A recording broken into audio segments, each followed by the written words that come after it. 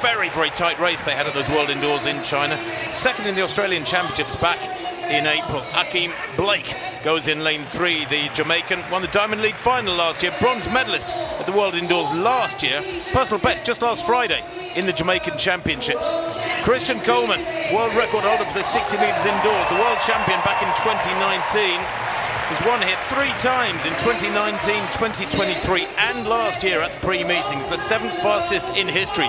Kishane Thompson, the new kid on the block in effect. Yes, I say that, he's the Olympic silver medalist from last year, but he's the world #1 with a spectacular 9.75 in Kingston just last week. He's the 6th fastest athlete in history now. Trayvon Bromell, he goes in lane 6 behind the Jamaican. World #3 this year with those World Championships in Tokyo in the middle of September being later than ever before. That lineup once again, just remembering that the meeting record is 9.80 by Steve Mullings back in 2011, 14. That makes him a big favorite here, even though he's just coming off. Does keep coming because in lane 4 is a guy who's won this event 3 times, Christian Coleman. Yeah, he's won the last 2. He's trying to go for 3 in a row. His personal best is 9.76. And he ran that when he won the world title in 2019. But since then, he has not made any podiums. And he missed the 100-meter team for the U.S. last year. So he has now switched coaches, being coached by Dennis Mitchell, training with Sha'Carri Richardson with that group. Training program, new training group. So is this a new iteration of Christian Coleman? Great Britain star Zarnell Hughes, you can see him out in lane 7.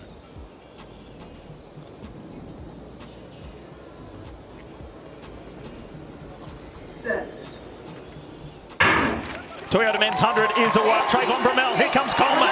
In the middle, Shane Thompson clearly out in front, and the Jamaican's going to run off. He was not challenged. And that was not close. So we're going to see, this is how he's been running all year. Nobody can stay with him through the second half. And I don't even think he got a particularly good, he's got to be a little, yeah, see how he's a little ungainly here? But again, no contest. Really strong finish from Zarnell Hughes to get second. Trayvon Bromell got a brilliant start. Started better than Kishane Thompson is unstoppable this season.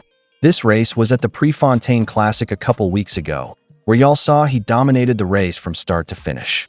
The lineup for this race was one of the strongest we have seen this season. Bromell, Coleman, Hughes, Blake, and of course Kishane.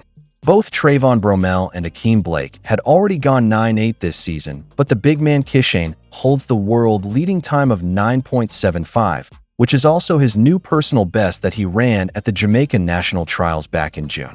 Many were hoping for a similar performance in this race, or that he could run a faster time, but it wasn't to be. He only managed 9.85 seconds, which is also one of the top 5 fastest times ran this year in the 100 meters. Kishane dominance is similar to last season, where he was the favorite to win at the Olympics. He dominated throughout the rounds, but was edged on the line in the finals by Noah Lyles. Kishane expressed disappointment not winning, but this season, and has made it clear that he wants to win and believe he can run really fast. He stated that if he broke the world record, he wouldn't be surprised. And the world record we are talking about is Usain Bolt's 9.58, in which in the last decade, no one have gone close to it. That's the type of confidence Kishane is pushing this season, and many believe he will finally win his first gold medal at the World Championship in September. We all know Noah Lyles will be coming. He loved the limelight. He wants all the attention, and beating Kishane will give him that. But so far he has not run a 100-meter this season, but will be going up against Oblique Seville this weekend at the London Diamond League. All eyes will be on this race. Even Kishane's, because he is in London, but he will be watching the race from the sidelines. He will be competing in the 4x100 relays a bit later. Oblique Seville, though, if he can get over his injury situation, he will be a major problem for Kishane as well. Many thinks he is way faster than Kishane, but just can't pull it together when it matters most. But we will just have to wait and see what will be his fate this year. But Kishane is on another level this year, and if he gets beaten again in the 100-meter final, it will be a surprise to many based on how confident he is and how he has been performing this season.